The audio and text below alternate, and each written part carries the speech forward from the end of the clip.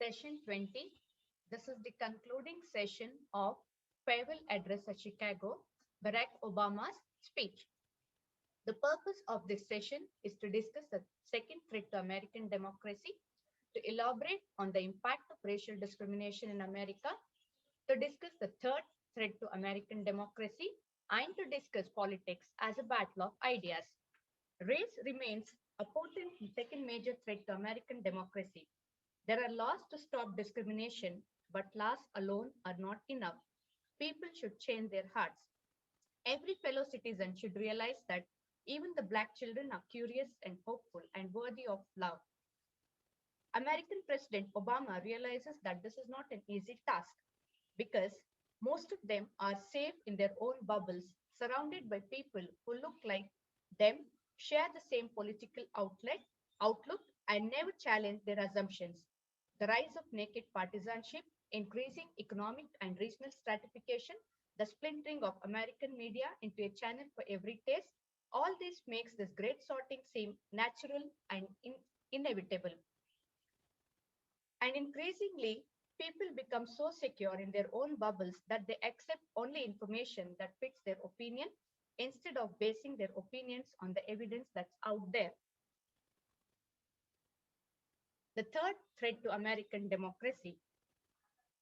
He moves on further and talks about a third threat to American democracy.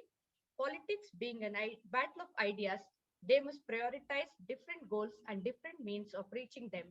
But without some common baseline of facts, without a willingness to admit their new information and concede that the opponent is making a fair point and that science and reason matter, people will keep talking past each other, making common ground and compromise impossible. The post World War II scenario is now being challenged. The danger it poses to their democracy is more effective than a car bomb or a missile.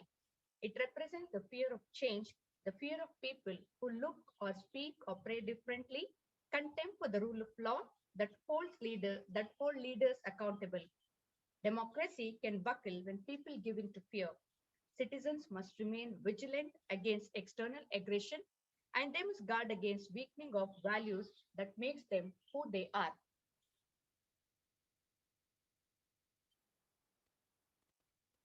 His final point, their democracy is threatened whenever people take it for granted.